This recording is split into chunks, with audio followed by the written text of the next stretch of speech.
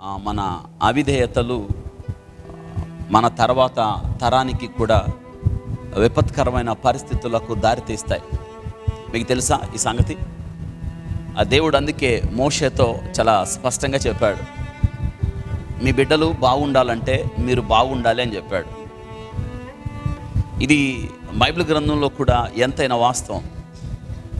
నేటి దినాన చాలామంది చాలా బాధలు పడుతూ ఉంటారు పిల్లలు. మరి ముఖ్యంగా మనం ఆలోచిస్తే ఆ బిడ్డలు అంత బాధలు పడడానికి కారణం ఎవరని మనం ఆలోచించి చూస్తే మొత్తానికి వారి తల్లిదండ్రులే కారణం అనిపిస్తుంది. చాలాసార్లు ఆ పసిపిల్లలు చేయని దానికి శిక్ష అనుభవిస్తూ ఉంటారు. అంటే తల్లిదండ్రులు చేసిన దోషాలు కావచ్చు, తల్లిదండ్రులు దేవుని మాట వినకపోవడం కావచ్చు, తల్లిదండ్రులు దేవుని యొద్దకు రాకపోవడం కావచ్చు, తల్లిదండ్రులు దేవుడంటే భయం లేకపోవడం కావచ్చు. మొత్తం మీద ఏదైనా కానీ వారు తర్వాత కాలంలో తర్వాత తరానికి అనగా బిడ్డలకు ఆ తల్లిదండ్రులు ఒక శాపంగా మారడం నిజంగా ఎంత బాధాకరమైన విషయం ఆలోచించారా? చాలాసార్లు మనం అనుకుంటాం బిడ్డలకు ఆస్తులు, బిడ్డలకు అంతస్తులు, పేరు ప్రఖ్యాతులు, హోదా, మేబీ ఇంకేదైనా కానీ ఒకవేళ నువ్వు ఇవ్వచ్చు, బాగానే ఉంది. కానీ వీటెనక ఒకవేళ దేవుని శాపం ఏమన్నా ఉందేమో ఎప్పుడైనా ఆలోచించావా? ఈరోజు నేను ఆ వ్యక్తిని మీ ముందు ఉంచబోతున్నాను. నిజంగా ఆ వ్యక్తి ఆ స్థితిలో ఉండడానికి కారణం ఏంటంటే కొన్ని తరాల క్రితం వారి తల్లిదండ్రులు తీసుకున్న నిర్ణయం ఆ తరం ఇంకా శాపగ్రస్తమైన స్థితిలో ఇంకా కొనసాగుతూనే ఉంది. ఇది చాలా బాధాకరమైన విషయం. నేటి దినాన ఆ తరాన్ని అడిగితే ఏం చెప్తారు? మీరు ఎందుకు ఇట్లా ఉన్నారు? మీరు ఎందుకు ఈ స్థితిలో ఉన్నారు? మీకేం సంభవించింది? అసలు ఈ స్థలంలో మీరు ఉండటానికి కారణం ఏంటంటే ఎవరి మీద మోపుతారు వారి నేరం? జరగాల్సిన నష్టం అప్పటికే జరిగిపోయింది. బిడ్డలు అప్పుడే వారు ఎంత నాశనం అవ్వాలో అంత నాశనం అయిపోయారు. ఇప్పుడు వారిని ఎవరు బాగు చేయాలి? ఒక దేశాన్ని స్వస్థపరచడం అంటే మాటలా? ఇది ఎవరి వల్ల సాధ్యం కాదు. కానీ తరతరాలుగా వారు సముద్రపు అవతలే ఉండిపోయారు. తరతరాలుగా సముద్రపు అవతల ఈ ప్రపంచంతో సంబంధాలు లేకుండా ఉండిపోయారు. ఎందుకంటే వాస్తవంగా వారు యోర్దాను అవతల ఉండాల్సిన వాళ్ళు కాదు. వారు కూడా యోర్దాను దాటేస్తుంటే వారు వాగ్దాన దేశంలో అడుగుపెట్టుండేవాళ్ళు. వాళ్ళు కూడా మోషే చెప్పిన మాట వినుంటే నిజంగానే వారి తర్వాత తరం కూడా యెహోషువ నాయకత్వంలో కానానును పంచిపెట్టినప్పుడు బహుశా వాళ్ళకు కూడా స్వాస్థ్యం వచ్చి ఉండేది. కానీ తల్లిదండ్రుల యొక్క దోషాలు, తల్లిదండ్రుల యొక్క తప్పుడు నిర్ణయాలు, తల్లిదండ్రుల యొక్క సొంత ఆలోచన ప్రకారం సొంత పథక రచనలో వారు తీరని నష్టం కలగజేశారు. అందుకే యోర్దాను కవతలే ఉండిపోయారు. వారి దేశాలలో దెయ్యాలు సంచారం చేస్తున్నాయి. మీరు ఆలోచించండి, చాలాసార్లు నీ తరానికి నువ్వేమిస్తున్నావు ఎప్పుడైనా ఆలోచించావా? నిజమే, మనం చాలాసార్లు ఈ యొక్క కోణంతో ఆలోచించాం. దేవుడు ఏమనుకుంటున్నాడు? నేను మాట్లాడే మాటలను బట్టి, నేను తీసుకునే నిర్ణయాన్ని బట్టి నా కుటుంబం ఏమవుతుంది, నేను ఆలోచించే విధానాన్ని బట్టి నా కుటుంబం మీద ఏదైనా పెను ప్రమాదం ఏదైనా జరుగుతుందా అని నువ్వు ఆలోచించడం మంచిది. అందుకే కీర్తనకారుల్లాగా మనం కూడా ప్రార్థన చేయటం చాలా మంచిది. ఏమన్నా తెలుసా? ప్రభువా, నీ ఆలోచన చేత నన్ను నడిపించు అని. నిజంగానే ఇది ఎంత చూడండి, మనుషుని ఆలోచనలో వ్యర్థం, మనుషుని ఆలోచనలో నష్టపరుస్తాయి. మనుషులు ఆలోచనలు మరణానికి తీసుకుని వెళ్తాయి. ఒకని మార్గం వాని దృష్టికి యథార్థంగా కనిపించచ్చేమో, కానీ చివరకు తుదకది మరణానికి దారితీస్తుందని జ్ఞానైన సొలొమోను చెప్తున్నాడు. ఇది ఈరోజు నేను క్లుప్తంగా నేను చెప్పబోయే వాక్య భాగానికి ప్రాముఖ్యంగా చెప్పడానికి ఇష్టపడుతున్నాను. కొంచెం మిమ్మల్ని చరిత్రలోకి తీసుకుని వెళ్తాను. కథ తెలిసిందే, ఆ స్టోరీ దేవుడు చేసిన అద్భుతం బోల్డని సార్లు మనం విన్నాం, చదివాం. చాలామంది దైవ సేవకులు చెప్పుట కూడా విన్నాం. అయితే దాని వెనక్కున్న చరిత్ర తెలుసుకోవడం ద్వారా నిజంగానే మనం చరిత్రహీనులు కాకుండా చరిత్ర కలిగిన వారిగా మంచి చరిత్రను చెప్పుకోవడానికి, మంచి కథను బిడ్డలకు చెప్పడం, బిడ్డలకు ఇవ్వడం అనేది ఇది చాలా ప్రాముఖ్యం. ఒక విషయాన్ని జ్ఞాపకం చేస్తున్నాను. మన తర్వాత మన బిడ్డలు మన గురించి చెప్పుకోవడానికి వాళ్ళకు ఒక మంచి స్టోరీ ఇవ్వాలి మనం. మీకు తెలుసా ఈ సంగతి? ఆలోచించండి. లేదా మన బిడ్డలు పెద్దోళ్ళు అవుతున్నప్పుడు మనం ఉండం, చాలామంది వచ్చి మీ నాన్న ఒక కథను, ఒక చరిత్రను సృష్టించాడు తెలుసా అని బిడ్డలు తలెత్తుకునేటట్టు చేసినప్పుడు ఒక విజయవంతమైన తల్లిగా, ఒక విజయవంతమైన తండ్రిగా నువ్వు ఉండటానికి ప్రభు సహాయం చేస్తాడు. దీని అంతటిని కూడా మోషేతో దేవుడు కలిపి చెప్పేశాడు. ఏమంటున్నాడంటే, ఈ మాటలు మోషే నీ దేవుడు ఎవరంటే అద్వితీయుడు ఆయన అన్నాడు. చూసారా, అద్వితీయుడు అంటే ఆయన ఒక్కడే అనే అర్థం. ద్వితీయము లేనివాడు అద్వితీయుడు ఒక్కడే. కాబట్టి దేవుడు ఒక్కడే. కాబట్టి ఆ దేవునికి మీరు ప్రజలుగా ఉన్నారు కాబట్టి టేక్ కేర్, జాగ్రత్తగా ఉండు. ఈరోజు ఈ మాటలు దేవుని యొక్క మాటలు మీ హృదయంలో భద్రం చేసుకొని వాటిని మీ బిడ్డలకు అభ్యసింప చేయన్నాడు. 2 విషయాలు, దేవుడిచ్చే మాటలు తల్లిదండ్రుల హృదయాలలో భద్రం చేసుకొని దేవుని మాటలు తల్లిదండ్రుల హృదయాలలో నింపుకొని ఈ మాటలు నీ బిడ్డలతో మాట్లాడాలి. అప్పుడు నీకేమనిపిస్తుంది అంటే దేవునితో నీ బిడ్డల్ని ఐక్యపరచబడిన స్థితిలోనికి నువ్వు వెళ్తావు. దేవుడు కోరుకున్నది ఇది. అంటున్నాడు ఆ బిడ్డకు నువ్వు ఎప్పుడు మాట్లాడాలి. ఏమనో తెలుసా, వాడు పండుకున్నప్పుడు, లేచినప్పుడు, నిలిచినప్పుడు, నడిచినప్పుడు వీటి గురించే మాట్లాడు అంటే అర్థమవుతుందా? వీటి గురించే మాట్లాడాలంటే వాడు నిద్రపోయే ముందు మాట్లాడు, నిద్ర లేచిన తర్వాత మాట్లాడు, వాడిని చేయబట్టుకుని బయట తీసుకెళ్లేటప్పుడు మాట్లాడు, స్కూల్కి తీసుకెళ్లేటప్పుడు మాట్లాడు, అన్నం పెట్టేటప్పుడు మాట్లాడు, తిరిగి నిద్రకి వేసేటప్పుడు మాట్లాడు. వాడు ఎప్పుడు మెలకు వస్తే వాడితో మాట్లాడాలి. ఏం మాట్లాడాలి? ఎందుకు చెప్తున్నాడు దేవుడు ఇంత పర్ఫెక్ట్గా అంటే మన జీవితంలో ఇప్పుడు నేను చెప్పబోయే అటువంటి తరం రాకూడదని. ఆలోచించండి. ఈరోజు బిడ్డలకేం తెలుసు? ఏం తెలీదు, తల్లిదండ్రులకే తెలుసు. అందుకే డైరెక్షన్ దేవుడు తల్లిదండ్రులకు ఇచ్చాడు. నీ డైరెక్షన్ మార్చుకుంటే బిడ్డల డైరెక్షన్ మారుద్ది. వింటున్నారా? చాలాసార్లు మనం మంచి స్కూల్లో చేర్పించావు, మంచి ఎడ్యుకేషన్ ఇస్తున్నావు, మంచి ఇంట్లో పెట్టావు, మంచి కంఫర్ట్ ఇచ్చావు, వాళ్ళకి అన్నీ కావాల్సినవన్నీ ఏర్పాటు చేసావు. మంచిదే, చాలా మంచిది, బాగుంది. అయితే వీటన్నిటికీ మించి వాడికి దేవుణ్ణి ఇచ్చావా? It's very important question. వాడిని దేవుణ్ణి ఇచ్చావా అనే మాట నేను జ్ఞాపకం చేస్తున్నాను. ఒక మాట చెప్తాను చూడండి. దేవుణ్ణి ఇచ్చావా అనే మాట మనం సండే స్కూల్స్, నేను ఎప్పుడు చెప్తాను, సండే స్కూల్ కాదు అది, ఎవ్రీడే స్కూల్ కూడా కాదు. దేవుడు ఏమన్నాడు? వాడు పండుకున్నప్పుడు, లేచినప్పుడు, నిలిచినప్పుడు, నడిచినప్పుడు, ఇది ఆర్డర్. వాడితో మాట్లాడాలి. ఏంటో తెలుసా? 24x7 అంటే 24 గంటలు 7 రోజులు. అంటే బిడ్డలకు దేవుని గురించిన ఒక ఎడ్యుకేషన్ సిస్టమ్. బిడ్డను ఎడ్యుకేట్ చేయాల్సింది ఎప్పుడంటే 7 రోజులు 24 గంటలు. ఒక్క గంట కూడా వాడిని ఖాళీగా ఉంచడానికి వీలు. అంటే అర్థం ఏంటంటే వాడికి ఎప్పుడైతే చెప్పాలనిపిస్తుందో అప్పుడు చెప్పు. ఎవరు చేస్తున్నారు అలాగా? నేను చెప్పబోయే వాక్యంలో వారు చెప్పలేకపోయారు అలాగా. ఎందుకో తెలుసా? వాళ్ళు చెప్పడానికి, వాళ్ళ బిడ్డలకి చెప్పడానికి వాళ్ళ దగ్గర స్టోరీ లేదు, వాళ్ళ గురించి చెప్పుకోవడానికి మంచి విషయాలు లేవు. అందుకే యేసుక్రీస్తు లోకానికి వచ్చేదాకా వాళ్ళు యోర్దానికి అవతలే బ్రతుకుతున్నారు. యేసుక్రీస్తు వచ్చి యోర్దానును దాటి ఆ దేశాన్ని దర్శించేదాకా వాళ్ళకి యోర్దాన్ యువతల ఏం జరుగుతుందో వాళ్ళకి సంబంధాలు. ఈరోజు ఆ వ్యక్తి నేను జ్ఞాపకం చేస్తున్నాను. మార్కు సువార్త చూద్దాం రండి. మార్కు సువార్త కొన్ని విషయాలు మనం నేర్చుకుందాం. మార్కు సువార్త 5వ అధ్యాయం 20 వచనాల్లో ఇప్పుడు నేను చెప్పబోయే వ్యక్తి, వారున్న దేశం ఇది యోర్దానికి అవతల ఉంది. అయితే ఈ వ్యక్తి కోసం యేసయ్య బయలుదేరాడు. ఎక్కడ బయలుదేరాడంటే 4వ అధ్యాయం 35వ వచనం నేను చదువుతున్నాను చూడండి. 4వ అధ్యాయం 35 నుంచి కనెక్ట్ అవుతుంది వాక్యం. ఆ దినమే అంటే 5వ అధ్యాయం కంటిన్యూషన్. ఆ దినమే సాయంకాలం అయినప్పుడు ఆయన అద్దరికి పోదుమని వారితో చెప్పగా వారు జనులను పంపివేసి ఆయనను ఉన్న పాటున చిన్న దోణిలో తీసుకొని పోయిరి. ఆయన వెంబడి మరికొన్ని దోణెలు వచ్చెను. వింటున్నారా? ఆ దినమే అంటే ఆ ముందు రోజు ఆ పై వచనాలన్నీ కూడా ఆ దినాన యేసుక్రీస్తు వారు చాలా పరిచర్య చేశాడు. సాయంత్రం దాకా విరామము లేని పని యేసుక్రీస్తు వారికి. సాయంత్రం విశ్రాంతిలోకి వెళ్ళాలి. మానవుడు కదా, విశ్రాంతిలోకి వెళ్ళలేదు. ఏమంటున్నాడు? ఆ రోజే సాయంత్రం అయింది, మళ్ళీ యేసయ్య పని పెట్టుకున్నాడు. ఏ పనో తెలుసా? ఎక్కడికి వెళ్దాం? అద్దరికి. అందరు చెప్పండి, ఎక్కడికండి? అద్దరికి వెళదాం అని చెప్తున్నాడు. ఎందుకు అద్దరికి వెళదాం? వింటున్నారా? ఈరోజు నేను ఈ మాటలు చెప్పడానికి ఇష్టపడుతున్నాను. అద్దరికి వెళదాం అన్నాడు. ఈ మాటలు నిజంగా మనల్ని దర్శిస్తాయి. ఈ సాయంత్రం వేళ వాక్యాన్ని విద్దాం. దేవుని యొక్క కోరిక చూడండి, దేవుని యొక్క తృష్ణ చూడండి.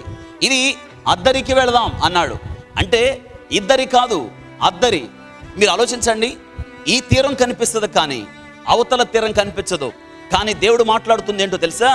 కనిపించే తీరం గురించి కాదు, కనిపించని తీరం గురించి మాట్లాడుతున్నాడు. ఆలోచించు.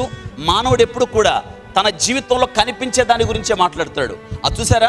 కనిపించేది శరీరం, కనిపించేది భౌతికమైన పరిస్థితులు, వీటి గురించే మాట్లాడతాడు. కానీ యేసయ్య వీటి గురించి ఎప్పుడు మాట్లాడలేదు. యేసుక్రీస్తు అంటున్నాడు మనం అద్దరికి వెళదాం అంటున్నాడు. కంటికి కనిపించని అద్దరిలో అవతల దిక్కులో ఏముందో తెలుసా? అవును, కంటికి కనిపించని స్థితిలో మిగతా వాళ్ళు ఎవరికి కనిపించట్లేదు, కానీ మిగతా శిష్యులకు ఎవరికి కనిపించట్లేదు, కానీ యేసుక్రీస్తుకు ఒక వ్యక్తి కనిపిస్తూ ఉన్నాడు. వాడు ఎవడో తెలుసా?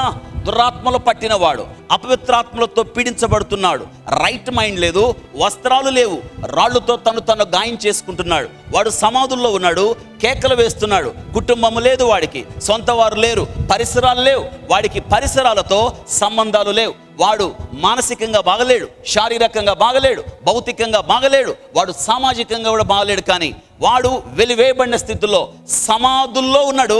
యేసయ్య కూడా కనిపిస్తున్నాడు. ఈరోజు నేను జ్ఞాపకం చేస్తాను, యేసుక్రీస్తు కంటికి కనిపించే వైపు కాదు చూస్తున్నాడు, కంటికి కనిపించని వైపు ప్రభు చూస్తున్నాడు. ఈరోజు దేవుడికి కావాల్సింది కూడా అదే. లోకానికి కనబడే జీవితాన్ని గురించి కాదు దేవుడు మాట్లాడుతున్నాడు, లోకానికి కనిపించని జీవితం గురించి ఆయన మాట్లాడుతున్నాడు. అవును, యేసుక్రీస్తు వారి లోకానికి ఎందుకు వచ్చాడు తెలుసా?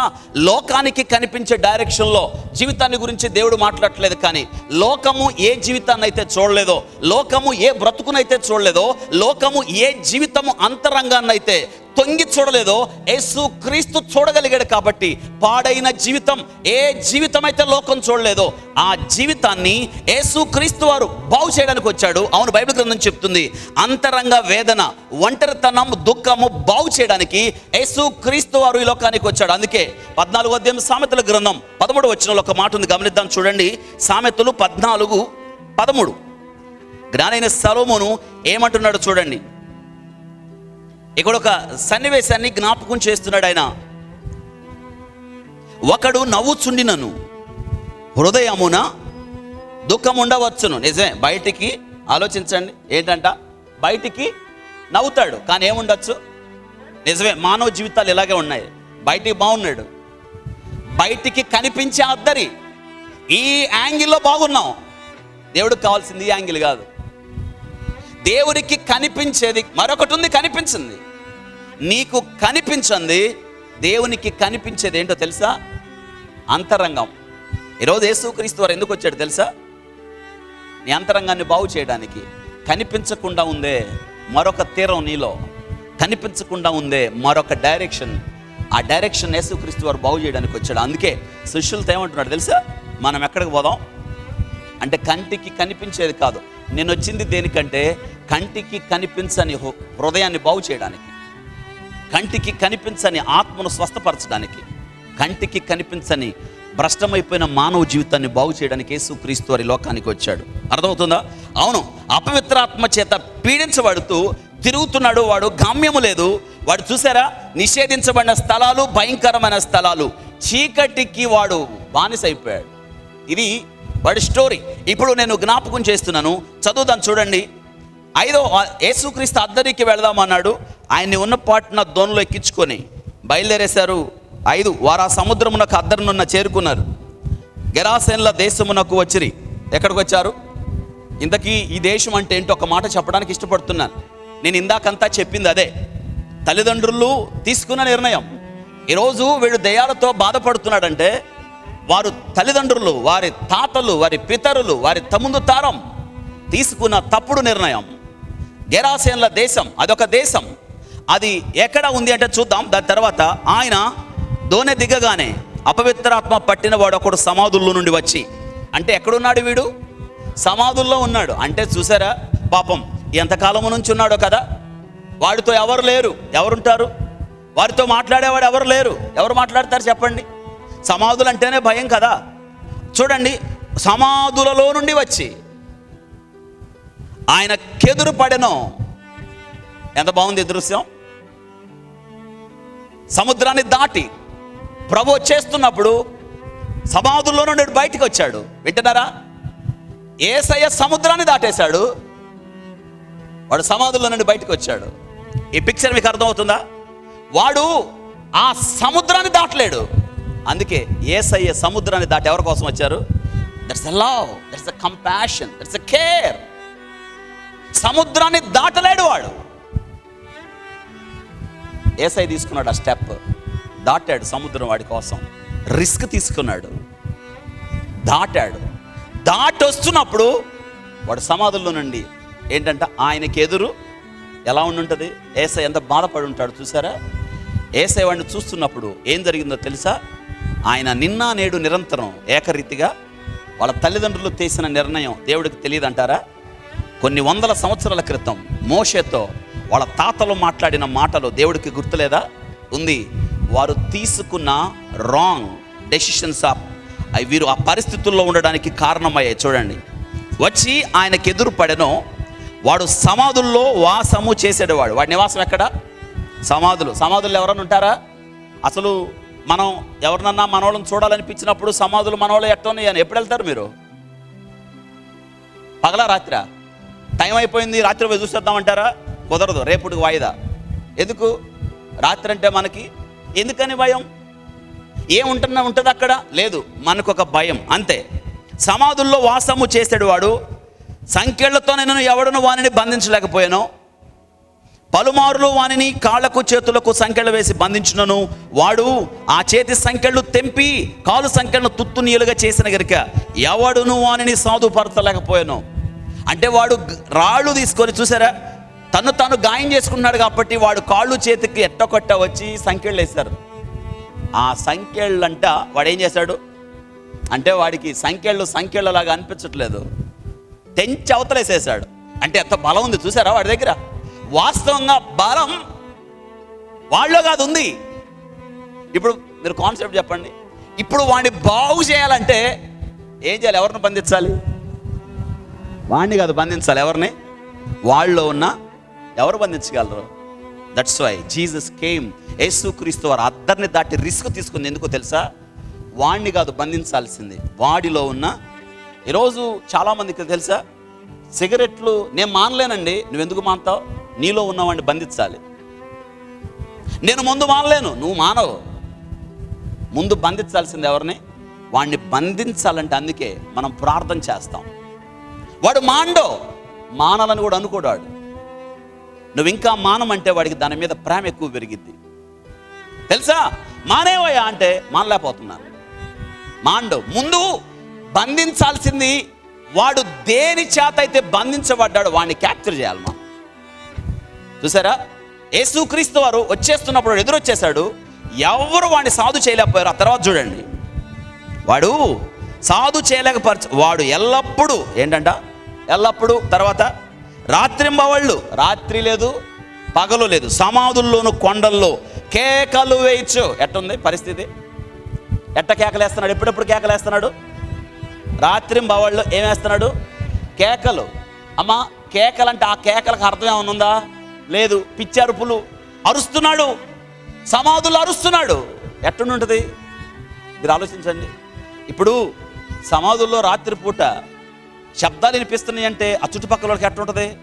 పోయి చూద్దామని ఎవడు అనుకోడు, ఇల్లు ఖాళీ చేసి వెళ్దామంటారు. కానీ అవునా కాదా? ఎందుకు? భయం. అందాకెందుకండి? రాత్రిపూట కుక్కరిస్తే తట్టుకుంటావా? తట్టుకోలేవు కదా. ఇంటి వెనక పిల్లరిస్తే తట్టుకుంటావా? తట్టుకోలేవు కదా. ఏంటి పరిస్థితి? భయం. మరి ఇటు పరిస్థితి ఏంటి? అర్ధరాత్రి, వాడికి పగలు లేదు రాత్రి లేదు. ఎవరు వాడిని సాధు చేయలేకపోయారు. వాడు కేకలు వేస్తున్నాడు. ఇదంతా ఆలోచించినప్పుడు నిజంగా ఎంత తప్పుడు నిర్ణయం చేశారు తల్లిదండ్రులు, వారి పితరులు. మోషే చెప్పిన మాట వినలేదు. వినుంటే వీడు కూడా వాగ్దాన దేశంలో ఉండేవాడు, యోర్దాను దాటేసి ఉండేవాడు. వారు యోర్దాను దాటలేదు. ఎందుకో చూద్దాం. చూడండి, ఎల్లప్పుడూ రాత్రి మూడు సమాధుల్లో కొండల్లో కేకలు వేయచ్చు. తన్ను తాను రాళ్లతో గాయపరుచుకొని చుండెను. ఎవరు చెప్పారని గాయం చేసుకోమని? అపవాది సాతాను రాయిచ్చి, రే నిన్నెవరు కొట్టరో, నిన్ను నీవే. అందరూ చెప్పండి, నిన్నెవరు కొట్టరు. నేను కూడా కొట్టను. ఇదిగో నేను నీకు రాయి మాత్రం ఇస్తున్నా, నిన్ను నీవే. ఎందుకో తెలుసా? శరీరం గాయం అయిపోతుంటే వాడికి డ్యాన్సింగ్. ఎందుకు? మన శరీరం దేవుడిచ్చిన ఆలయం, ఇది పాడు చేసేస్తాడు వాడు. జాగ్రత్త. సిగరెట్ తాగేవాడికి, రే కష్టపడ్డావా? కష్టపడ్డానయ్యా, కొను, కింగ్ సైజ్ కొను, ఎక్కువ కాస్ట్ ఉంటుంది, అదే మంచిది నీకు. 100 రూపాయలు పెట్టి ఎన్ని సిగరెట్లు ఉంటాయి? 10. వెలిగించు, పక్కనే ఉండి వెలిగించు. నిజంగా ఆలోచించండి ఎంత దారుణం. 100 రూపాయలు పెట్టుకొని అగ్గి పెట్టి వెలిగించి సిగరెట్ నోట్లో పెట్టి దేన్ని దగ్గర పెట్టుకుంటున్నాడు? వీడికి ఆ సంగతి తెలియకుండా పొగదులు తేమనుకుంటాడు, ఐ ఆమ్ హీరో. ఈ బుద్ధి లేనివాడు రోడ్డు మీద నుంచోని ఏమంటాడు? కింగ్ తాగాడు కాబట్టి హీరోనా? సాతాన్ అంటాడు. చూసారా ఈడేమనుకుంటున్నాడో? హీరో అంటున్నాడు. బుద్ధి లేనివాడు ఈడు జీరో. ఒక దినానికి క్యాన్సర్ వస్తుంది, పోద్ది. అప్పుడు ఈ తగలబెట్టింది కాక డాక్టర్కు ఉన్నది కాస్త తగలబెట్టి రేడియేషన్ పెట్టి కాలుస్తాడు వాడిని. మీకు అర్థమైందా? సాతానుడు మన దేహాన్ని వాడు గాయం చేస్తున్నాడు. ఎంత అందుకే అపవాది తంత్రములను మనం ఎరగని వారము. ద ట్రిక్స్, వాడి ట్రిక్స్ ఏంటో నీకు తెలియాలి. జాగ్రత్త. వాడి ఇదే దినాన్ని చూడండి, అసలు ఎంతమంది అండి ఆ చుట్లో బీడీలు తాగేవాళ్ళు ఎంతమంది. నిజంగా నేటి దినాన బాధాకరమైన విషయం ఏంటి తెలుసా? పసిపిల్లలు ఇంట్లో కూడా తాగుతున్నారు బుద్ధి లేని వాళ్ళు.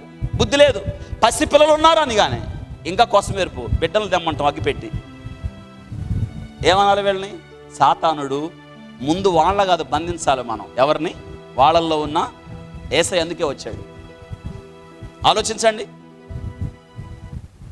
ఈ గేట్ ఉందా? గేట్ చుట్టూ చూడండి, అదొక పండగ, అదొక ప్రపంచం. అక్కడ సెకండ్స్ ఇచ్చుకుంటూ ఉంటారు. పాటలు పాడే గుంపు ఒక పక్క, భోజనం చేసుకుని నోట్లో పెట్టుకునే వాళ్ళు ఒక పక్క.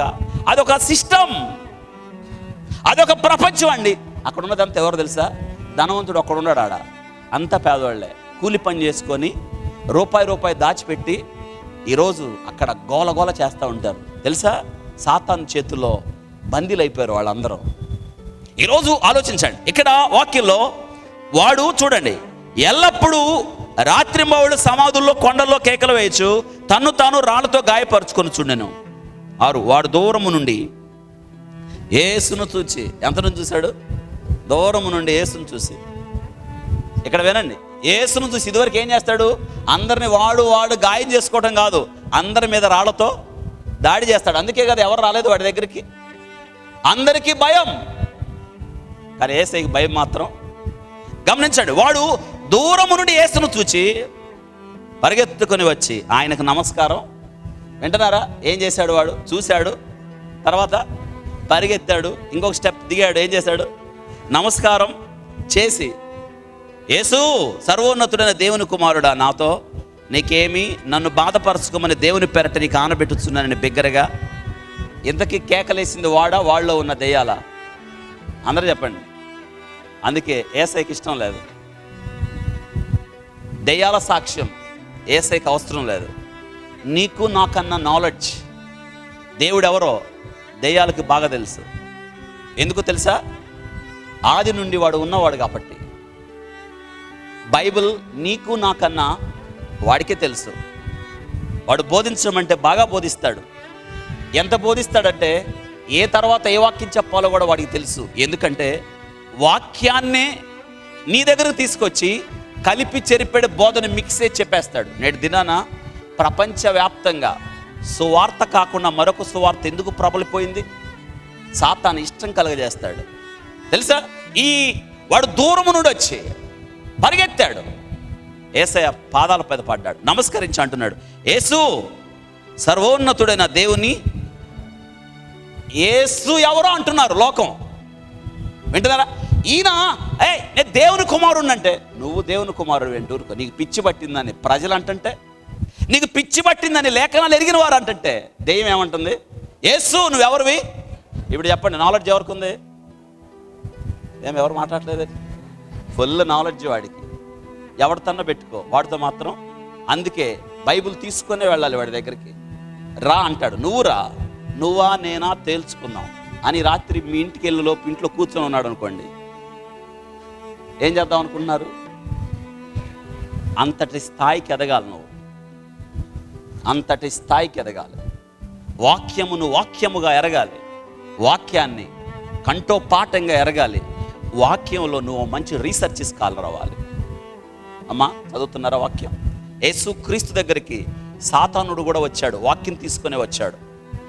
ఏమయ్యా నువ్వు 40 దినాల నుంచి ఉపవాసం ఉన్నావు కదా, ఆ రాళ్ళు రొట్టెలు చేసుకొని తినచ్చు కదా, నీకు శక్తి ఉంది కదా అన్నప్పుడు యేసయ్య వాడికి, బుద్ధి లేని వాడికి వాక్యం చెప్పాడు. మనుష్యుడు రొట్టె వలన కాదు బ్రతుకుతాడు, తెలియదా నీకు? ఆయన ద్వితీయోపదేశ కాండం తీసుకొని వాడిని ఓడించాడు. కాబట్టి సాతానును ఓడించడానికి ద్వితీయోపదేశకాండం మంచి గ్రంథం. వింటున్నారమ్మా? కాబట్టి ఇక్కడ చూడండి, యేసు ఎంత బాగా పిలుస్తున్నాడు.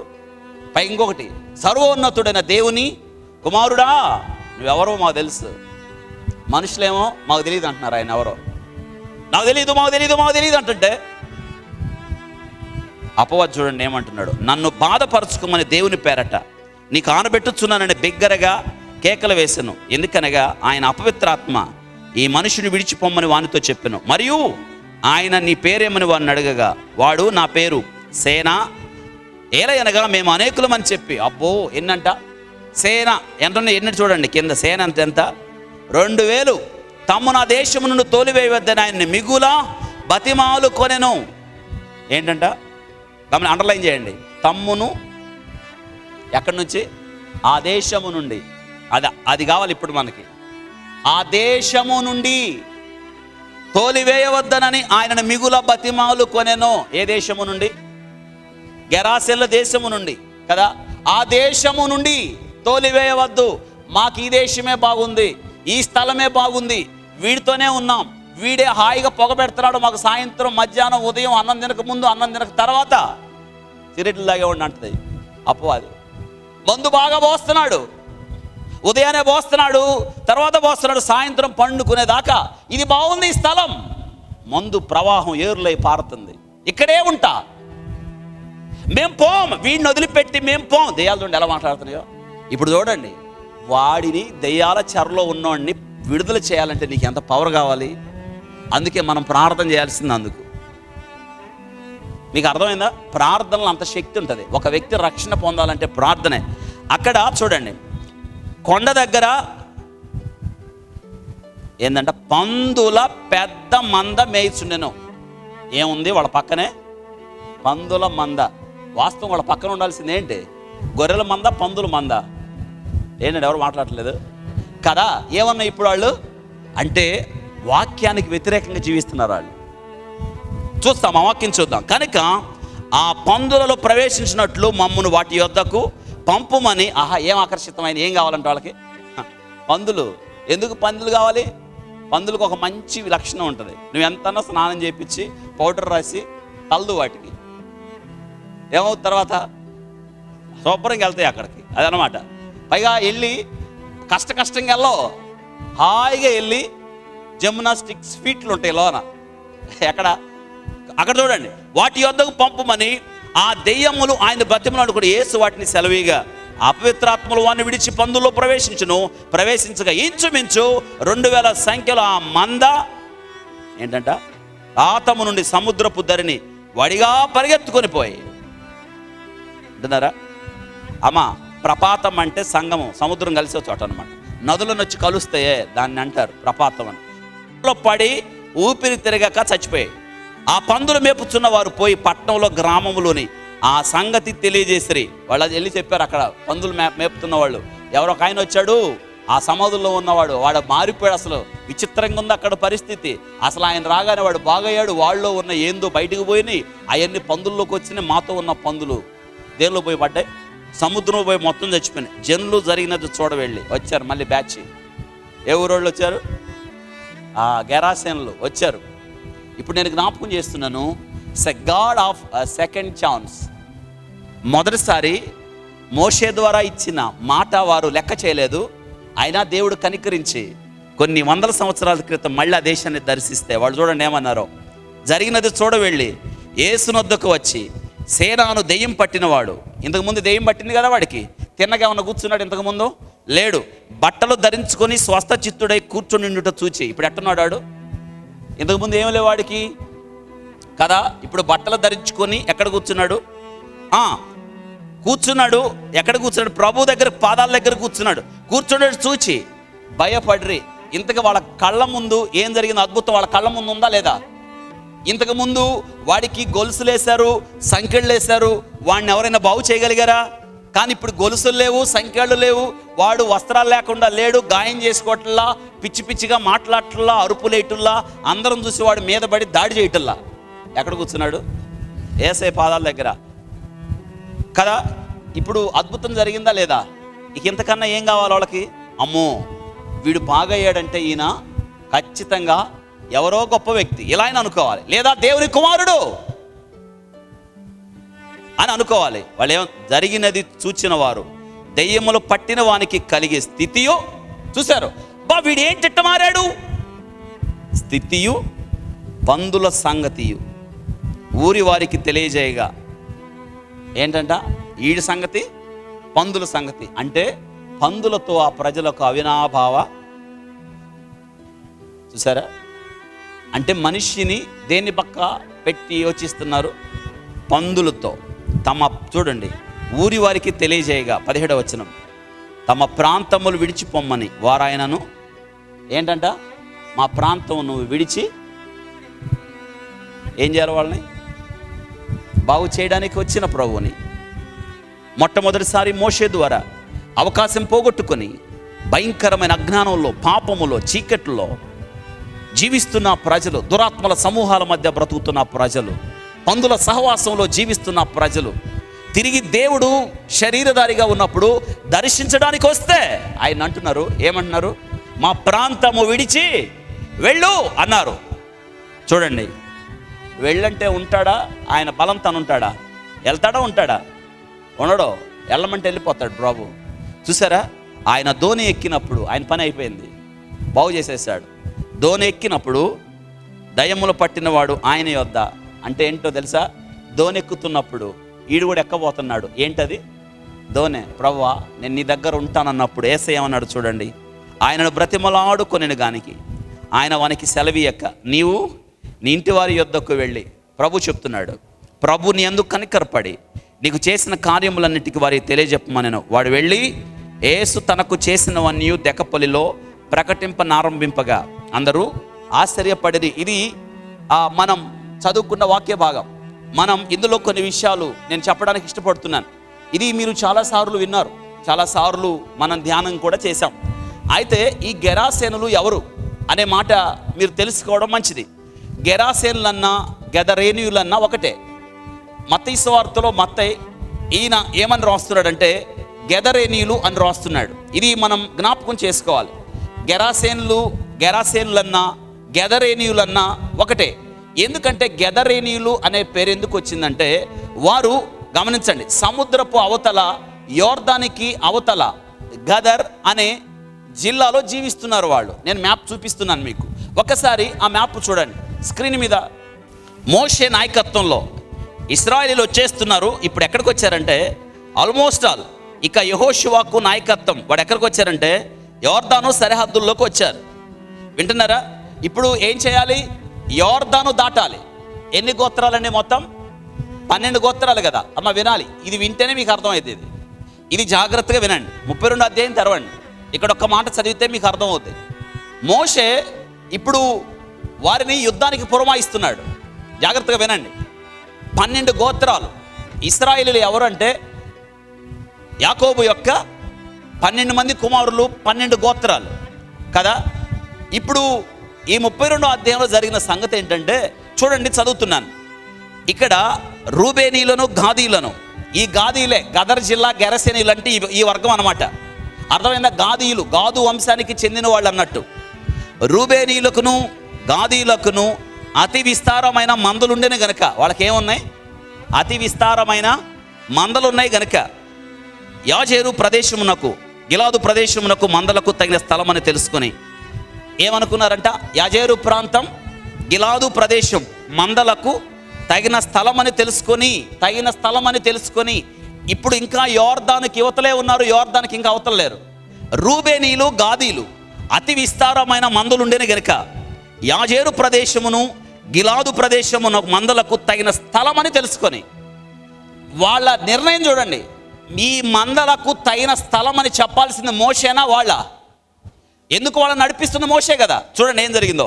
తెలుసుకొని వారు వచ్చి మోషేను, యాజకుడు ఎలియాజరును సమాజపు ప్రధానులతో అతరౌతు, దీబోను, యాజేరు, నిమ్రా, షెబ్బును, ఎలాలే, షబాము, నెబాను, మెబూనను స్థలములను అనగా ఇశ్రాయేలు సమాజము ఎదుట యెహోవా జయించిన దేశము మందలకు తగిన ప్రదేశం.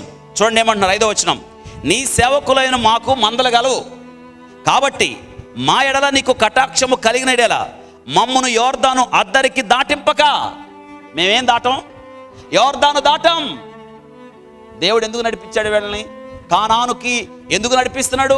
430 సంవత్సరాలు ఐగుప్తు బానిసత్వము కింద, ఐగుప్తు ఇనప కొలిమి కింద మగ్గిపోతున్నప్పుడు దేవుడు వారి మొరను విని దేవుడే దిగొచ్చి వారి మొరను చూసి మోషేని పంపించాడు. 10 అద్భుతాలు చేసి ఎర్ర సముద్రమును చీల్చి. ఇంత అద్భుతాలు ఎందుకు చేశాడంటే దేవుడు వాళ్ళని ఎక్కడ ప్రవేశపెట్టడానికి? ఎక్కడికి వెళ్ళాలి వీళ్ళు? కానానుకి వెళ్ళాలంటే యోర్దాను దాటాలి, ఎరుకో కూల్చాలి, హాయిని జయించాలి, దెన్ వెళ్తారు అక్కడికి. వీళ్ళకి ఎక్కడ అయిపోయారు? ఇంకా దేన్ని దాటలేదు వాళ్ళు, యోర్దాను దాటలా. వాళ్ళు అంటున్నారు చూడండి, కాబట్టి మా ఎడల నీకు కటాక్షము కలిగిన ఎడల మమ్మను యోర్దాను అద్దరికి దాటింపక. ఏంటి?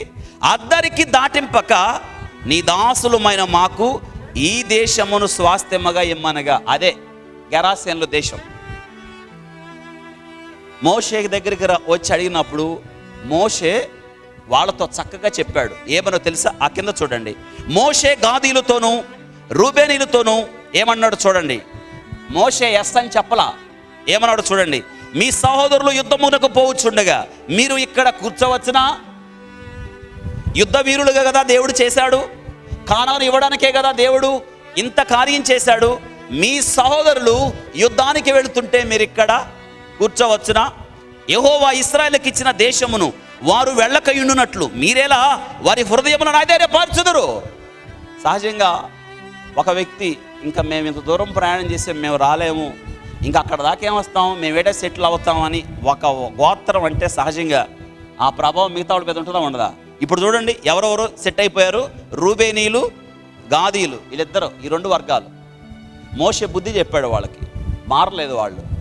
యుద్ధానికి మేము వస్తాం కానీ మేము మట్టికి స్థలం వదిలిపెట్టాం, మేము ఏడే ఉంటాం. యోర్దాను మట్టికి మేము దాటాం.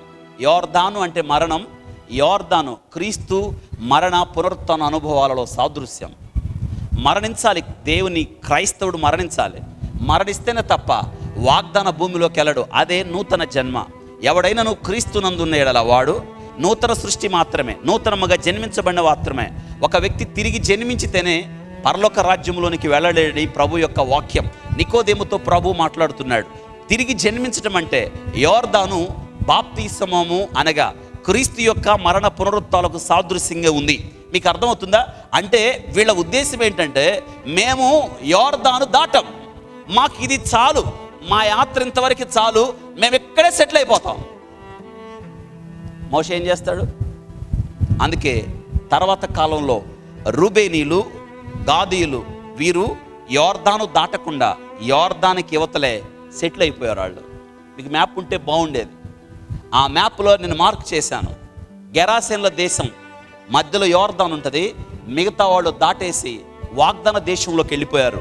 ఈ 2 గోత్రాలు రూబేనీలు, గాదీలు వీళ్ళు యోర్దానికి యువతలే సెటిల్ అయిపోయారు. అందుకే యోర్దాను దాటలేదు కాబట్టి వారిలో ఏమున్నాయంట. ఇంకొక మాట నేను జ్ఞాపకం చేస్తున్నాను. ఇశ్రాయేలీలకి వారికి ఉండాల్సిన మందలు ఏంటంటే గొర్రెల మందలు. కానీ వీళ్ళకి ఏ మందలు ఉన్నాయి అంటే దేవుని మాట ధిక్కరించడం ద్వారా, మోషే మాట ధిక్కరించడం ద్వారా, మోషే మాట వినకపోవడం ద్వారా చూసారా దేవుడు వారితో లేడు.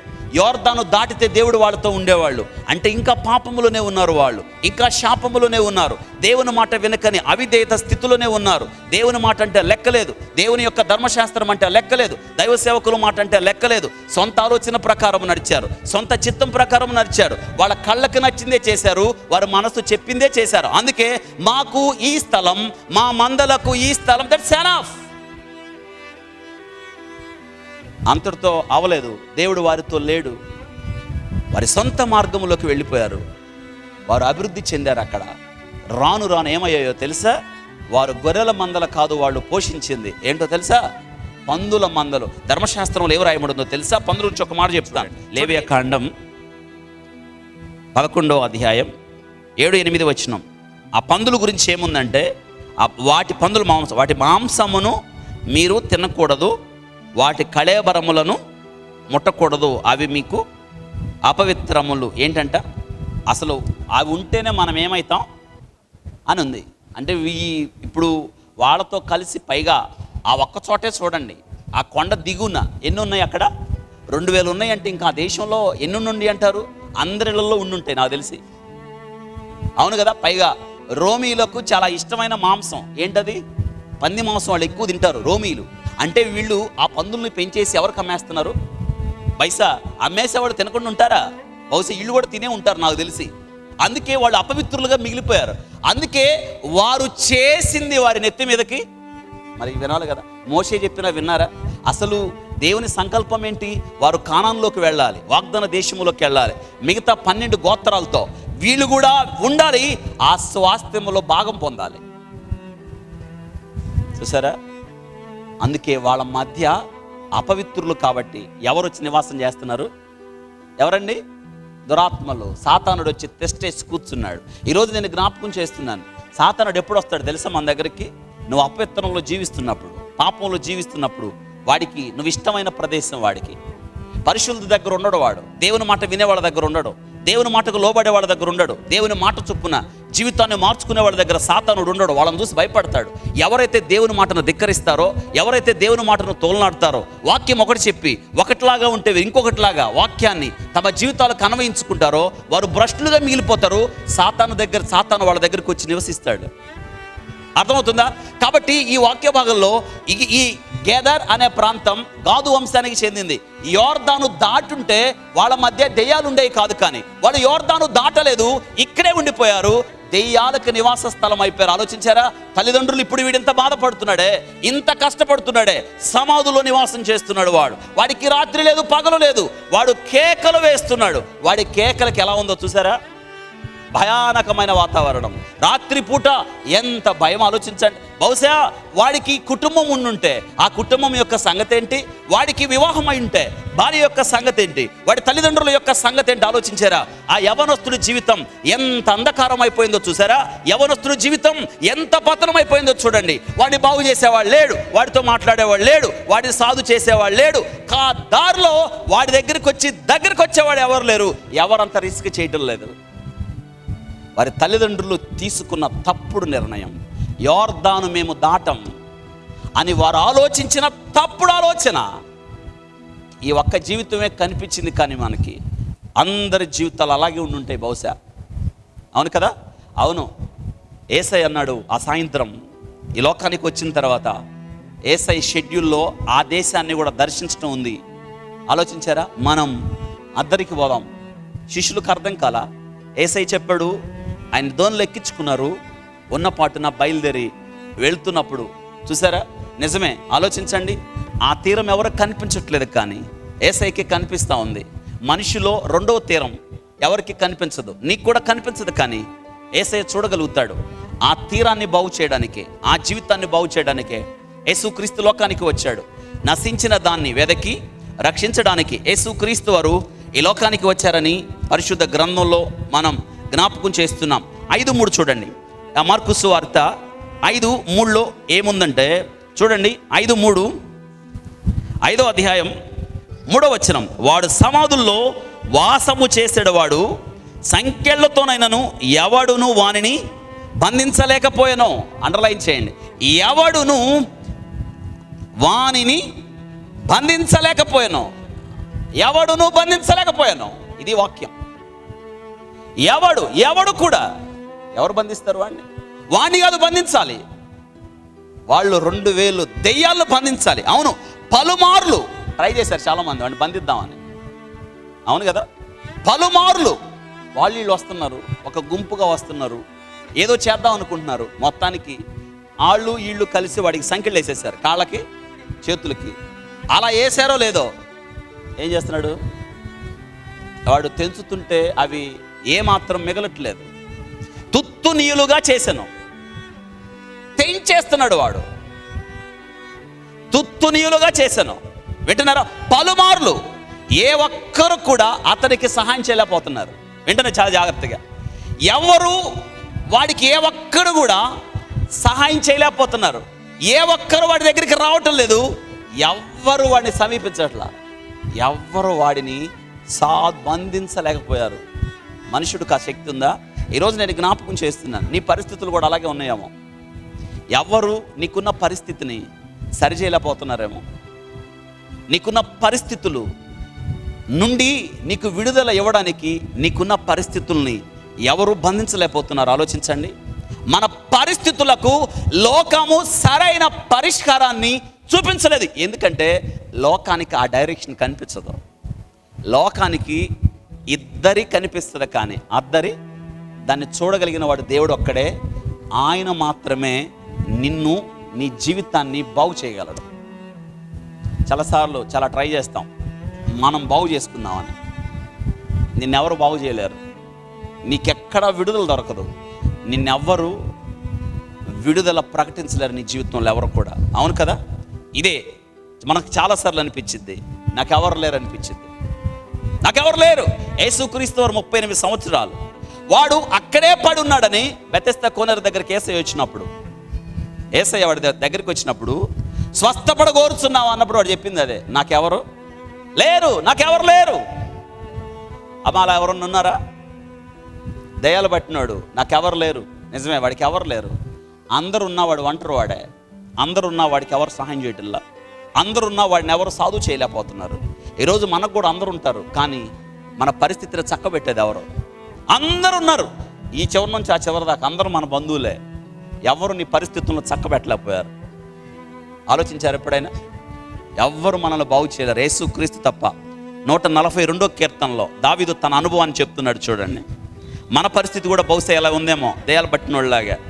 142వ కీర్తన 4వ వచనం. 142వ కీర్తన 4వ వచనంలో, నా కుడి పక్కను నిదానించి చూడుము, నన్ను ఎరిగిన వాడు ఒకడును నాకు లేకపోయాను, ఆశ్రయం ఎదియు నాకు దొరకలేదు, నా ఎడల జాలిపల్లు వాడు ఒకడును లేడు. యెహోవా, నీకే నేను మెర్రపెట్టుచున్నాను, నా ఆశ్రయ దుర్గం. ఇంతకన్నా ఏం కావాలి? దావీదు ఒంటరితనం అంటున్నాడు. నన్ను ఎరిగిన వాడు ఒకడు లేడు, నాకు సహాయం చేసేవాడు ఒకడు లేడు. కాబట్టి మొట్టమొదట నేను జ్ఞాపకం చేస్తున్నాను అంటున్నాడు. అయితే నా ఆశ్రయము నీవే, నువ్వు ఉన్నావు చాలు. ఈరోజు నీ పరిస్థితులు కూడా ఎవరు నీ దగ్గరికి వచ్చి పక్కకి వెళ్తున్నారు నీ పరిస్థితులను బట్టి, యేసయ్య నీ జీవితాన్ని అర్థం చేసుకున్నాడు. గమనించారా? వాడి కోసం ఆయన అద్దరికి ప్రయాణం చేసిన దేవుడు. నిన్ను ఆయన నీ దగ్గరికి రాగలుగుతాడు. గమనించండి, 4వ వచనంలో గమనించండి, 4వ వచనంలో మరొక మాట ఉంది. ఈ 5వ అధ్యాయం 4వ వచనంలో అది కూడా చూడండి. వాని కాళ్ళకు చేతులకు సంకెళ్ళు వేసి బంధించినను వాడు ఆ చేతి సంకెళ్ళు తెంపి కాలి సంకెళ్ళను తుత్తునీలుగా చేసిన గనుక ఎవడును వానిని సాధు చేయలేకపోయాను. 2, ఎవడును వానిని సాధు చేయలేకపోయాను. అవును, ఆలోచించండి. ఈ లోకంలో మన క్షేమము గురించి ఎక్కువ ఆలోచించేది బహుశా మన తల్లిదండ్రులే. వారు తర్వాత మన క్షేమాన్ని గురించి ఆలోచించే వాళ్ళు ఎవరు ఉండరు. బహుశా వీడి తల్లిదండ్రులు వారి క్షేమం గురించి ఆలోచిస్తున్నారు, కానీ ఏం చేస్తారు? ఆలోచించండి. ఎంతోమంది దగ్గరికి వెళ్ళి బతిమలాడినా ఏం చేయగలరు ఎవరైనా? ఎందుకో తెలుసా? వాడి విషయంలో అందరూ శక్తిహీనులే. వాడు కాళ్ళకి చేతులకు వేసిన సంఖ్యలు ఏం చేస్తున్నాడు? ఎవరు వాడిని సాధు చేయలేకపోయారు. హెల్ప్లెస్. 12 ఏళ్ల రోగం కలిగి ఉన్న ఆమె అనేక మంది వైద్యుల దగ్గరికి వెళ్ళింది. తన స్థితి చెప్పినప్పుడు ఆలోచించారా? ఎవరు ఆమెను బాగు చేయలేకపోయారు. తనకున్నదంతయు కూడా ఆ ఖర్చు పెట్టింది మరింత సంకటన. అవును, మనల్ని అందరూ విడిచిపెట్టేసిన దేవుడు మాత్రం విడిచిపెట్టాడు. నిన్నెవ్వరూ పట్టించుకోలేదు కదా, అందుకే దేవుడు పట్టించుకుంటాడు. మీరు ఆలోచించండి. వాస్తవంగా వాడి చేతిలో రాళ్ళు ఉన్నాయి, గాయం చేసుకుంటున్నాడు, ఇతరుల మీద దాడి చేస్తాడు, అరుస్తాడు, కేకలు వేస్తాడు. యేసయ్య గాయాలు తినడానికి ఇష్టపడి రిస్క్ చేశాడు. ఆయన అద్దరిని దాటి వచ్చాడు. ఎవడును వానిని సాధుపరచలేకపోయాను. 3వ విషయం ఆలోచించండి. మత్తయి సువార్త ఇదే సందర్భాన్ని మత్తయి రాస్తున్నాడు. 8వ అధ్యాయం, మత్తయి సువార్త 8వ అధ్యాయం 28వ వచనం. ఆయన అద్దరినున్న, ఇదే మత్తయి రాస్తున్నాడు, గదరేనులన్న దేశం అదే. ఆయన అద్దరినున్న గదరేనుల దేశము చేరగా దెయ్యములు పట్టిన 2 మనుషులు సమాధులు ఉన్నాడు. 2 రాయబడ్డది. సమాధుల్లో నుండి బయలుదేరి ఆయనకు ఎదురుగా వచ్చిరి. గమనించండి, వారు మిగుల ఉగ్రులైనందున ఎవడును ఆ మార్గమున వెళ్ళలేకపోయాను. అండర్లైన్. ఎవడును ఆ మార్గమున 3 విషయాలు చెప్పాను. మొట్టమొదట, ఎవడును వానిని బంధించలేకపోయాడు, ఎవడు వానిని సాధు చేయలేకపోయాడు, ఎవడు ఆ మార్గంలో వెళ్ళలేకపోయాడు. ఇక్కడ ఇద్దరని రాయబడింది, ఇద్దరు కాదు, ఇంకా బోల్డ్ అంతమంది ఉంటారు ఆ దేశంలో దాలు పట్టిన వాళ్ళు. వింటున్నారా? ఎవడ దారిలో వీడు చూసారా ఎందుకు వెళ్ళలేకపోతున్నారు? తనను తాను ఏం చేసుకుంటున్నాడు? గాయం. చూసారా సాతానుడు? వింటున్నారా? తనను తాను గాయం చేసుకుంటున్నాడు. తన దేహాన్ని వాడు ఏం చేస్తున్నాడు? ఇప్పుడు వాడికి తెలుసా వాడు ఏం చేస్తున్నాడో. అందుకే అండి చాలామంది మీద మనం జాలు చూపించాలి. చాలామంది దురలవాట్లకు లోనైపోయి వాళ్ళు బయటికి రావాలనే ఉంటుంది, మానేద్దామని ఉంటుంది, మానలేరు. మత్తు దిగిపోయిన తర్వాత కుటుంబం గుర్తు వస్తుంది, ఏడ్చుకుంటారు, కానీ మళ్ళీ పాత స్థితికి వెళ్తారు. వీడు చూడండి ఎవరు ఆ మార్గంలో వెళ్తారా, వీడంటే భయం. అమ్మో రాళ్ళేసేస్తాడు, కొడతాడు, దాడి చేస్తాడు, చంపేస్తాడు వాడు అటు వెళ్తే. సాతానుడు వాడికి రాయిచ్చి వాడి దేహాన్ని వాడే గాయం చేసుకునే తట్టు వాడిని ప్రేరేపిస్తున్నాడు అపవాది. నేటి దినాల ఆత్మహత్యలు చూసారా? ఎందుకండి మనుషులు చచ్చిపోతున్నారు? ఎందుకు చచ్చిపోతున్నారు మనుషులు? వాళ్ళకంత ధైర్యం ఎక్కడొచ్చింది? ఎందుకు ఆలోచించండి. కుటుంబాన్ని విడిచిపెట్టి, జీవితాన్ని విడిచిపెట్టి, అయిన వారిని విడిచిపెట్టి, బాధ్యతలు విడిచిపెట్టి, జస్ట్ క్షణికావేశం. ఆ క్షణికావేశంలో ఎందుకు నిర్ణయం తీసుకోలేకపోతున్నారు? వాళ్ళు చచ్చిపోతున్నారు. వాళ్ళు దేనికండి? చనిపోవడం ఎలాగో తెలుసా? కాల్చుకొని, రైలు కింద పడి, ఇంకేదో చేసి, గాయం చేసుకొని. ఇదొకటైతే నేటి దినాన గొంతులు కోసేస్తున్నారు ప్రేమించలేదని. ఎంత దారుణం! చిన్నపిల్లల గొంతులు. మొన్న ఒకడు గొంతు కోసేసాడు. 10th క్లాస్ అమ్మాయిని, ఇంజనీరింగ్ చదివేవాడు, ఏ నేరం తెలియని చిన్నపిల్ల, 14 ఏళ్ల పిల్లకి ఏం తెలుసండి? ప్రేమించంటే ఆ పిల్ల ఇంట్లో చెప్పిన బాగుండేది, చెప్పలేదు, గొంతు కోసేసాడు వాడు. ఏ పనులు ఇవన్నీ? సాతాను పనులు ఇవన్నీ. ఎంత క్రూరం చూసారా? సాతానుడంట క్రైమ్ రేట్ను ప్రేరేపిస్తాడు పెంచడానికి. ఏమా మీరు ఆలోచించండి, ఎంత దారుణం. మన ఇళ్లల్లో ఆ వార్తలు చూసేవాళ్ళు ఎక్కువ. ఏంటి? క్రైమ్ వార్తలు. పేర్లు చూడండి, నేరాలు అయ్యేందో సీరియల్ లాగా, నేరాలు ఘోరాలు. ఎందుకు నీకు ఈ నేరాలు ఘోరాలతో ఏం పని? నువ్వేమన్నా క్రైమ్ చేస్తావా? ఎంత దారుణం చూడండి. పైగా ఆ నేరాలు ఘోరాలు ఎట్ట వివరించాలో నీకు ఒక స్టోరీ అల్లుతాడు. అంత అవసరం ఏముంది? ఎన్ని గంటలకు? అది పగలు చూపించకూడదు, చూపించడు సాతానుడు. నైట్ టైం క్రైమ్ రిపోర్ట్ అని ఒకడు, నేరాలు ఘోరాలని ఒకడు, చెప్పేవాడు ఒక క్రైమ్ వాడు. మీరు ఆలోచించండి ఎంత దారుణం. రాత్రిపూట జాగ్రత్త, అవి చూసి పడుకుంటావు. నిద్ర ఎందుకు వచ్చింది నీకు? ఇది కదా గోల. నిద్ర రావట్లేదండి. ఏం చూసి పడుకున్నా? ఏం చూసావు కదా? ఎవరో వచ్చి తొక్కుతున్నారు. ఆ సీరియల్ వచ్చేవాళ్ళు తొక్కరు. నిన్ను ఊరుకుంటుందా? సాయంత్రం పూట ప్రభు నిన్ను దర్శిస్తాడని తెలీదా? సాయంత్రము సంధ్య వేళల్లో వాక్యం చదువుకోవాలని తెలీదా? టీవీ ఆపేసి ఎందుకు చూస్తున్నావు అంతసేపు టీవీ? సాతానుడు. ఆలోచించారా? వాడు ప్రేరేపిస్తాడు మనల్ని. జాగ్రత్త, నీ దేహం జాగ్రత్త, నీ ఆత్మ జాగ్రత్త. ప్రభు ఇచ్చాడు వాటిని, జాగ్రత్తగా భద్రం చేసుకోవాలి. చాలామందిని నేను చూశాను ఆత్మహత్య చేసుకున్న వాళ్ళు రాత్రిపూట ఎక్కువ చీరాలకి. నేను నైట్ డ్యూటీలు చేసేటప్పుడు మాటూరు దగ్గర నుంచి చిన్నగంజం జ్యూరిడిక్షన్ అవుట్కట్స్ దాకా ఇదే. ఈ మాటూరు నుంచి ఈ యాంగిల్లో ఉంటుంది ఏరియా. మాటూరు దగ్గర నుంచి ఇక్కడ దాకా ఏ మెడికల్ లీగల్ కేసు వచ్చినా చీరాలకే. రాత్రిపూట ఎక్కువ ఈ క్రైమ్. తెల్లారేటప్పటికి 30-40 కేసులు ఉంటాయి, పోలీసు వాళ్ళ కేసులు. చాలామందిని చూశానండి. చాలామంది ఏంటో తెలుసా? తాత్కాలిక ఆవేశంతో చేసుకుని ఆడకొచ్చి మమ్మల్ని బతికించండి బతికించండి బతికించండి ఏడ్చినాడు కోకలు. అక్కడ మమ్మల్ని బతికించండి బతికించండి అని చివరి మాట పలికి చచ్చిపోయిన వాళ్ళు బోల్డ్ అంతమందిని చూసాను టేబుల్ మీద. నేను నోట్లోకి మందు దాకా వచ్చినాడు, నోట్లోకి పైప్ వేసి సొగ వెళ్ళిన తర్వాత చచ్చిపోయిన వాళ్ళు తెలుసు నాకు. ఇక్కడ ఈపురపాలెం ఉంది, నాకు బాగా గుర్తు. ఈపురపాలెం ఆ సినిమా థియేటర్ ఉంది ఇక్కడే, ఆ బ్రిడ్జ్ దాటిన తర్వాత. ఆ సినిమా థియేటర్ వెనక ఒకడు డిగ్రీ ఫస్ట్ ఇయర్ చదివేవాడు ఇంటర్మీడియట్ చదివే అమ్మాయిని ప్రేమించాడంట. మరి ఏం గొడవ అయిందో తెలియదు, చివరికి పెళ్లి చేసేశారు. అయిపోయింది, పెళ్లి చేశారు. పెళ్ళైన 5వ రోజే, 5th డే ఆ అమ్మాయికి ఏజ్ జస్ట్ 17, మైనర్. ఆ అమ్మాయి పెళ్లి చేసేశారు వాళ్ళు. ఎందుకో తెలియదు. 17 ఏళ్ళేనండి ఆ అమ్మాయికి. అయితే ఆ అమ్మాయి 17 ఏళ్ళ అమ్మాయి లాగలేదు, 20 సంవత్సరాల అమ్మాయి లాగుంది. 6 feet ఉంది అడుగులు. చిన్న వయసులో విపరీతంగా పెరిగిపోయింది ఆ అమ్మాయి. ఆ టైంలో చిరంజీవి సినిమా వచ్చిందంటే ఏదో మరి గుర్తులేదు నాకు. వస్తే వాడితో చెప్పిందంట, ఇద్దరం కలిసి సినిమా పోదాం. వాడు అన్నాడంటే ఇప్పుడు ఎక్కువ రష్గా ఉంటుంది, ఈరోజేగా రిలీజ్ అయిందంటే, లేదు లేదు నేను వస్తాను అందంట. అయ్యగారు చిరంజీవి ఫ్యాన్స్ వాడు. ఈ అమ్మాయి చెప్పకుండా, వాడు టికెట్ బుక్ చేసుకున్నాడేమో చెప్పకుండా వెళ్ళిపోయాడు. ఆ అమ్మాయిని ఇప్పుడు వద్దని చెప్పకుండా వెళ్ళిపోతే కోపం మీద ఇంట్లో ఉన్న కిరసనాయిలు 6 లీటర్ల డబ్బా పోసుకొని తెల్లటి అమ్మాయి ముట్టించుకుందండి. 94% కలిపేది, మాడి మసి అయిపోయింది. ఇదైతే ఏం కాల, తెల్లటి అమ్మాయి, చక్కటి అమ్మాయి. 16 ఏళ్ళ అమ్మాయికి తీసుకొచ్చారు. ఆ బెడ్ మీద పడుకుంది. నేనే డ్యూటీలో ఉన్నా. వాడు ఫస్ట్ షోకి వెళ్ళాడు, 10 కాల్ చేసుకుంది, 10-20 తెచ్చేశారు హాస్పిటల్కి.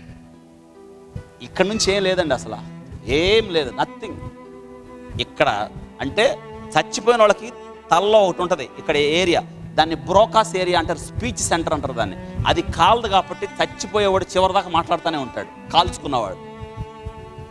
నేను అడిగా, మహాలక్ష్మి పేరు, డెత్ డిక్లరేషన్ ఉంటుంది, 40% కన్నా ఎక్కువ కలితే డాక్టర్ డెత్ డిక్లరేషన్ తీసుకోవాలి, వెరీ ఇంపార్టెంట్. అదే కేసు, అదే మనం ఒక డెత్ డిక్లరేషన్ మనం రాయాలి. మనం ఒక మెమో పంపిస్తాం జడ్జికి, మన అంబులెన్స్ ఇచ్చి పంపిస్తాం 2 అసిస్టెంట్లను ఇచ్చి, ఆయన కూడా వచ్చి రాసుకోవాలి. ఆయన ఒక పక్క రాసుకుంటాడు, నేను ఒక పక్క, ఇద్దరం కలిసి రాసుకున్న తర్వాత మళ్ళీ నేను క్వశ్చనర్ అడగాలి ఆ అమ్మాయిని, నువ్వే చేసుకున్నావా, ఎవరన్నా పోసారా, గొడవలు ఉన్నాయిగా, అత్తమామలు ఏమైనా పోసారా అడగాలి. క్వశ్చనర్ ఉంటుంది, ఒక క్వశ్చన్. ఆ అమ్మాయి అంది, అండి నా పక్కన ఎవరో చెవులో చెప్తున్నారు పోసుకో పోసుకో పోసుకో అని. ఎంత గట్టిగా మాట్లాడుతుందంటే, ఎవరో చెప్పారు. నేనన్నా, ఇష్టపడే కదా పెళ్లి చేసుకున్నావు? అవును సార్, ఇష్టంగా చేసుకున్నా. పోతే పోయాడు సినిమాకి, రేపు తీసుకెళ్తా అన్నాడుగా. లేదు నేను ఇప్పుడే పోవాలి. ఇప్పుడు ఎట్టబోతావు, బాగలేదుగా నీకు, అందుకే నేను చేసుకున్నా. ఇట్ట వాడికి బుద్ధి రావాలి. నేనన్నాను, నువ్వే చేసుకున్నావా, ఎవరన్నా చెప్పారా? అవును చెప్పారనగా. వాడు అత్తమని చెప్పిందేమనుకున్నా. వాడు అత్త కాదు, చెవులో వాయిస్, సాతానుడు వాయిస్. చెయ్యి, ఇప్పుడే చెయ్యి, ఇప్పుడే చేయాలి. సాతానుడు ఎందుకు చచ్చిపోతున్నారు ఇలాగా? ఎక్కడి నుంచి వస్తుందో వాళ్ళకి అధైర్యం. ఇదిగో గెరాసేనుల దేశంలో ఉన్నారే, ప్రపంచంలో వ్యాప్తించిపోయాడు వాడు. పచ్చబొట్లు, చేతులతో కోసుకోవడం, తల్లిదండ్రులను బెదిరించడం, గోళ్ళకేసి కొట్టుకోవడం, తలకేసి కొట్టుకోవడం, బైక్ రైళ్లు ఎక్కడి నుంచి వచ్చినాయండి? సాతానుడు దేహాలు చిత్రం చేసేస్తున్నాడు. ఆలోచించండి. ఈ అమ్మాయి అంటుంది, చివరికి అంటుంది, సార్ నేను బతుకుతానుగా, ఇక్కడి నుంచి ఏం లేదండి, బతికించండి సార్. నన్ను సెలైన్ పెట్టడానికి కూడా, కాసేపు ఆ అమ్మాయిని బతికిద్దామని సెలైన్ పెట్టడానికి కూడా నరాలు లేవు అమ్మాయికి. ఇక్కడ కాలు తొడ మీద బతికుండగా ఓపెన్ చేసి లోన డీప్గా పెట్టాం. వచ్చిన 40 నిమిషాలు బతికింది. తెలుసా చివరి మాట ఏంటో? నన్ను బతికించండి సార్ అని నేను కిందకి తిరిగి రాసుకునేటప్పటికి చచ్చిపోయింది ఆ అమ్మాయి. చివరి మాట అదే. చివరిలో ఏం చెప్పింది తెలుసా? ఎవరో చెప్పారు నాకు, పోసుకో పోసుకో పోసుకో. రాత్రి నిజంగా బహు బాధపడ్డాను నేను. యవ్వనస్తురాలు, జీవితం ఏం తెలియని అమ్మాయి, దూర తీరాలకు వెళ్ళిపోయింది ఆ అమ్మాయి, నశించిపోయింది, అపవాది కోరల్లోకి వెళ్ళిపోయింది ఆ పాప. ఈరోజు ఎంతమంది అండి ఇలాగా? తల్లిదండ్రులు అవిధేయతలు, తల్లిదండ్రులు తీసుకున్న తప్పు నిర్ణయాలు. ఇదిగో వీడు బలైపోయాడు. ఇక్కడ యేసు క్రీస్తు వారు వాడిని ప్రేమించి వాడి కోసం అద్దరు దాటాడు. వాడినే కాదు, ఆ సముద్రములో అవతల పక్కన మోషే ద్వారా ఏదైతే పొందలేకపోయారో, గాడ్ ఆఫ్ సెకండ్ ఛాన్స్, తిరిగి యేసు క్రీస్తు వారి లోకానికి వచ్చి తిరిగి వారిని బాగు చేద్దామని, వారి దేశంలో ఉన్న దెయ్యాలను వెళ్ళగొట్టి నిత్య జీవాన్ని వారికి ఇద్దామని సముద్రమును దాటి వారి దగ్గరికి వస్తే వాళ్ళు ఎవరు రిసీవ్ చేసుకున్నారా? నో, నువ్వు మాకు అవసరంలే, నువ్వు వెళ్ళిపో. ఏం చేస్తాడు యేసయ్య? ఆయన బయలుదేరి దోనెక్కినప్పుడు వీడికి రైట్ మైండ్ వచ్చింది. యేసయ్యతో అంటున్నాడు, వాడి జీవితంలో మొట్టమొదట మాట్లాడుతున్నాడు, ప్రభువా నేను నీతో పాటు దోనెక్కబోతుంటే ప్రభు ఆపాడు వాడిని. కాదు కాదు, నువ్వు నాతో రావడం కన్నా నీ అవసరం ఇక్కడే ఎక్కువ ఉంది. చూసారా? He was first missionary. గెరాసేనుల దేశానికి వాడు మొట్టమొదటి మిషనరీ. వెళ్ళు నాయనా, అర్థమైందిగా నేను ఎవరో, వెళ్ళి నీ ఇంట్లో చెప్పు, చుట్టుపక్కల వాళ్ళకి చెప్పు, దేవుడు నీ యందు కనికరపడి ఏం చేశాడో. కనికరమే వచ్చినప్పుడు కనికరాన్ని అర్థం చేసుకోవాలి. జాలి యేసుక్రీస్తు రూపంలో వాళ్ళ దగ్గరికి వచ్చినప్పుడు దే కుడ్ నాట్ రికగ్నైజ్, వాళ్ళకి అర్థం చేసుకోలేదు. ఇప్పుడు అంటున్నాడు, నువ్వు వెళ్ళు వాళ్ళకి చెప్పు. వాడి ఇంటికి వెళ్ళాడు. తెలుసా వాడు ఎలా వెళ్ళాడో తెలుసా? సింపుల్, స్క్రీన్ మీద రైట్ డౌన్ ఆ మాట రాసుకోండి. నేను తెలుగు చెప్తాను, ఆ ఇంగ్లీష్లో ఉంది, అది మీరు రాసుకోవడం మంచిది. అది చూడ, ఆ స్క్రీన్ మీద very important. Transforming power of Christ Jesus. యేసుక్రీస్తు వారు నిన్ను ఎలా మారుస్తాడో చూడండి. యువతల అంటేమ్డ్ సమాధుల్లో ఉన్నాడు, వాడిని ఎవరు సాధు చేయాల. కానీ యేసయ్య శక్తి వాడిని ఏం చేసింది? ఇట్స్ ఎ కంట్రోల్ అయిపోయాడు. వాడిని ఎవరు కంట్రోల్ చేయాల, కానీ యేసయ్య ఏం చేశాడు వాడిని? అమ్మా నువ్వెవరు కంట్రోల్ అవ్వవు, అసలు మన మీద మనకే కంట్రోల్ ఉండదు, కానీ ఎవరు కంట్రోల్ చేస్తారు? యేసయ్య. ఇటుపక్క సమాధుల్లో వాడు టెర్రరైజింగ్, భయాన్ని కలుపుతున్నాడు వాడు. యేసుక్రీస్తు వారు ఏం చేశాడు తెలుసా? ఎట్ పీస్, యేసయ్య పాదాల దగ్గర కూర్చున్నాడు, వాడు సమాధానాన్ని నెలకొల్పాడు. థర్డ్ వన్, నేక్డ్, వాడికి బట్టలు లేవు సమాధుల్లో, కానీ యేసయ్య పాదాల దగ్గర స్వస్థ చిత్తుడై వస్త్రములు ధరించుకొని, వాడికి అర్థమైంది యువతల వైల్డ్ మ్యాన్, వాడు ఒక క్రూరమైన వ్యక్తిగా ఉన్నాడు.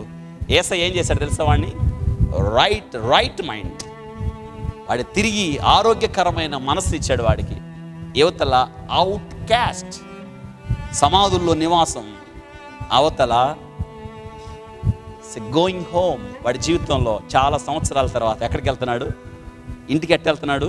సంఖ్యలు లేవు, అరుపులు లేవు, కేకలు లేవు, వెర్రి చూపులు లేవు, మంచి మనసుతో ఇంటికి వెళ్తున్నాడు. ఎవరి గురించి ప్రకటిస్తూ వెళ్తున్నాడు? యేసు నా జీవితాన్ని మార్చాడు.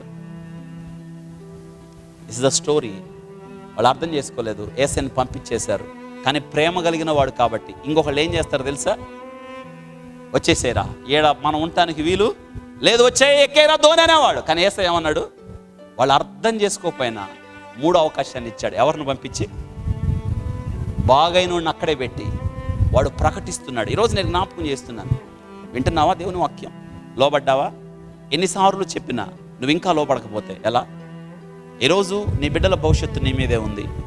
మన ఇంటిలో నుండి గెరాసీన్ల దేశంలో పిచ్చోడు ఉన్నాడే, అలాంటి పిచ్చోళ్ళు రాకూడదు. ఆలోచించండి. దెయ్యాల పట్టినోళ్ళు ఉండకూడదు. దేవుని కొరకు బిడ్డలు తయారవ్వాలి, దేవుని కొరకు సాక్షులు తయారవ్వాలి. అటువంటి కృపా దేవుడు మన కుటుంబాల్లో దయచేయనుగా.